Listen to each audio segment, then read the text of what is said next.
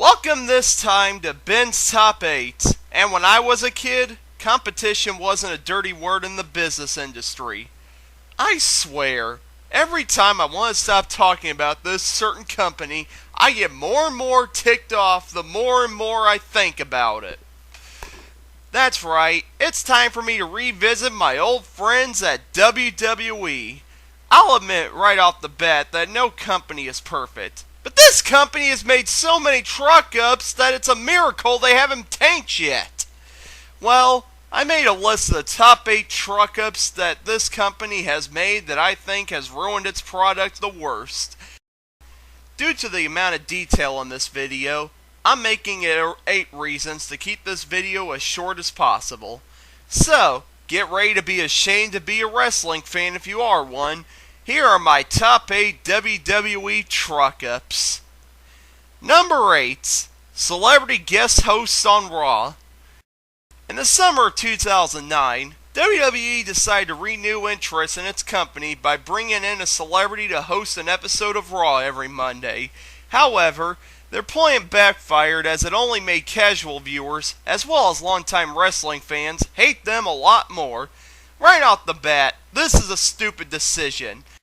I hate it when a company tries to appeal to casual viewers because they become mainstream and take away what was so interesting about them in the first place. This move on WWE's part is a big example of that.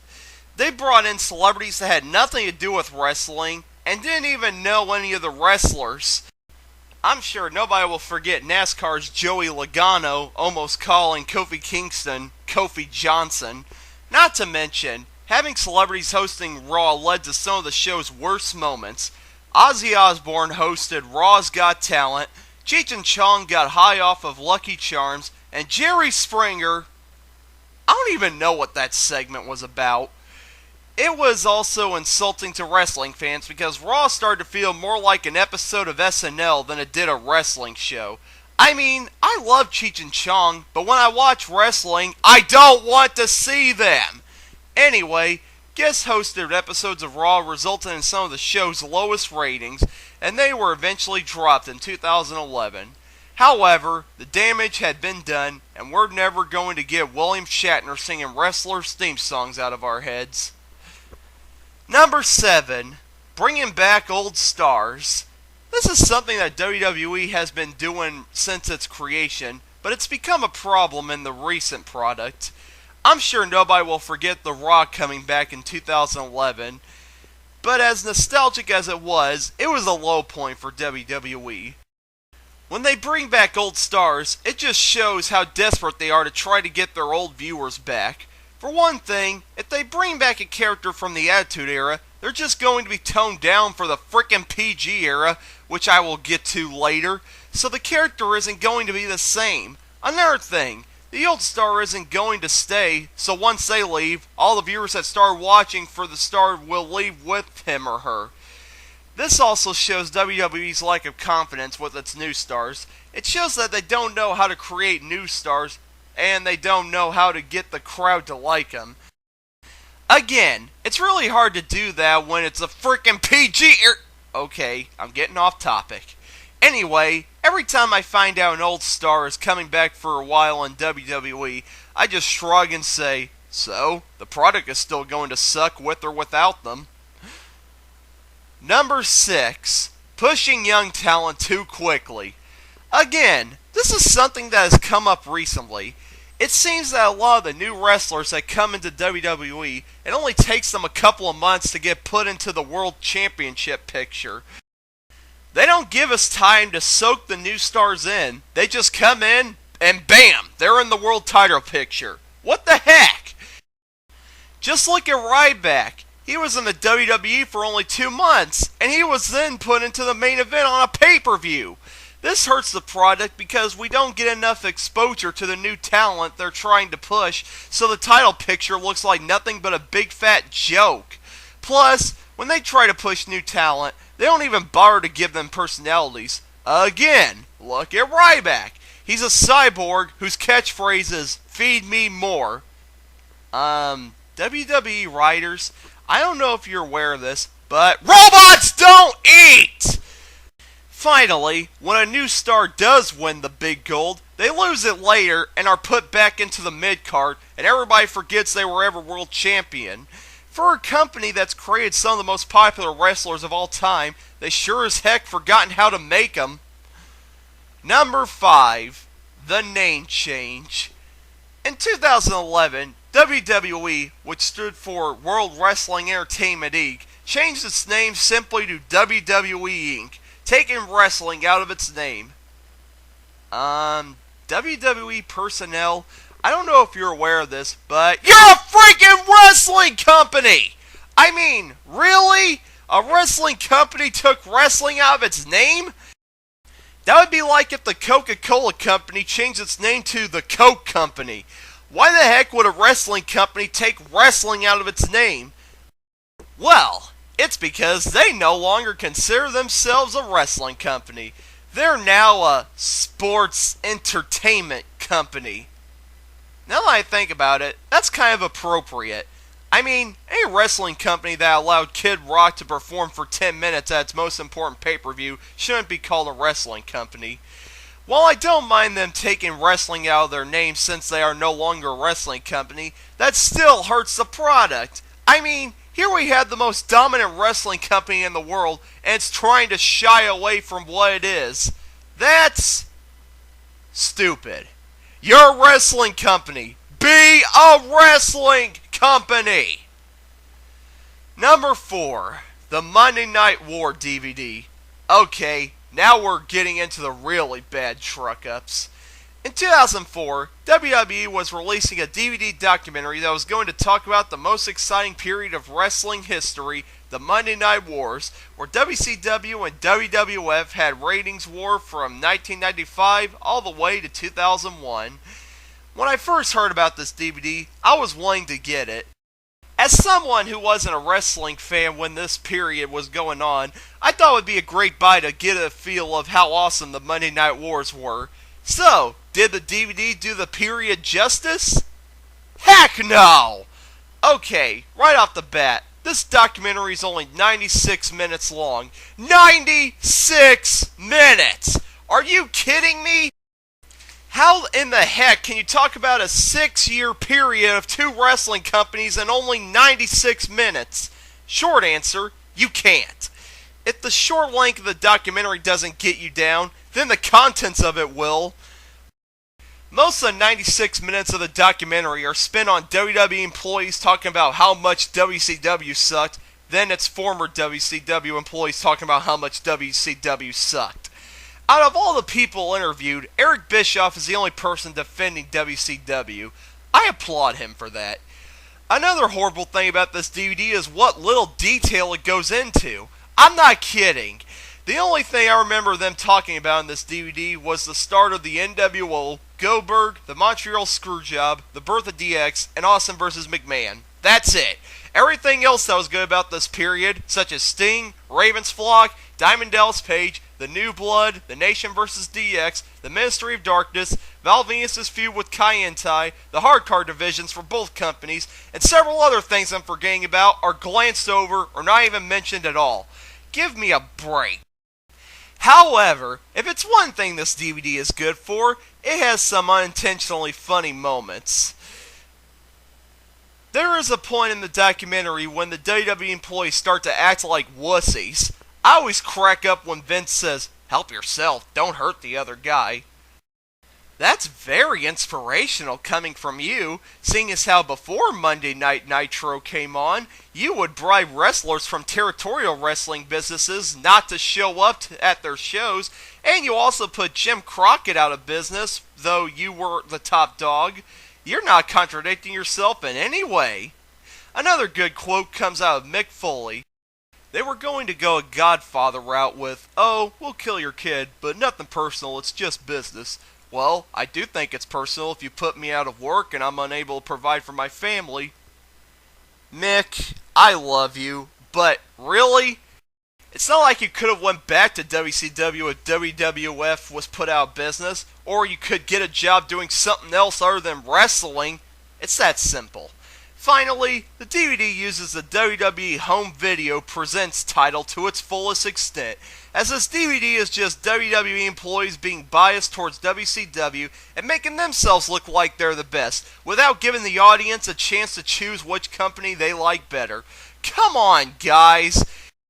You have rights to your opinions, but WCW was the company that drove you guys to be your very best. If it wasn't for WCW coming out with Nitro, inspiring you to become more edgy, I don't think you guys would still be around today. Whether you like it or not, business is based around competition. If that's something you can't handle, then you're in the wrong profession.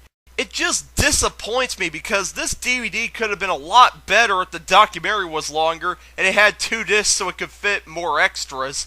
Sadly, this is another missed opportunity for anybody who missed out on the Monday Night Wars to try to see what made it such a great time period to live in. Number 3. Hornswoggle. I'm sure lots of you saw this coming.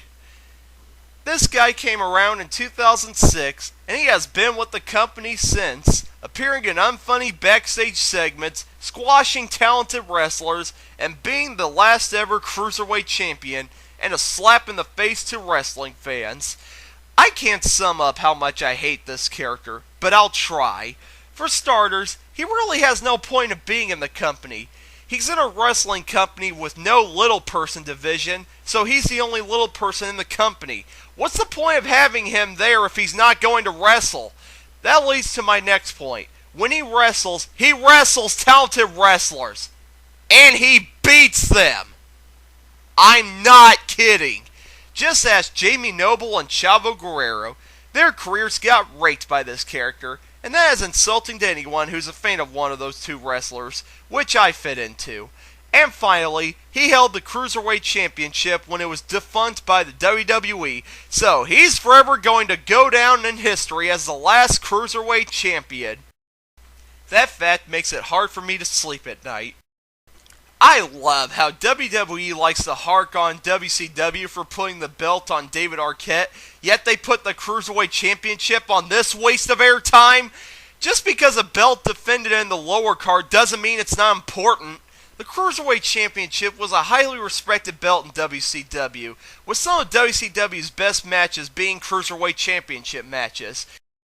It was the perfect belt to give young talent their time to become known to the public and start their ascension to the top of the roster. But this is the guy they decided to make the last champion.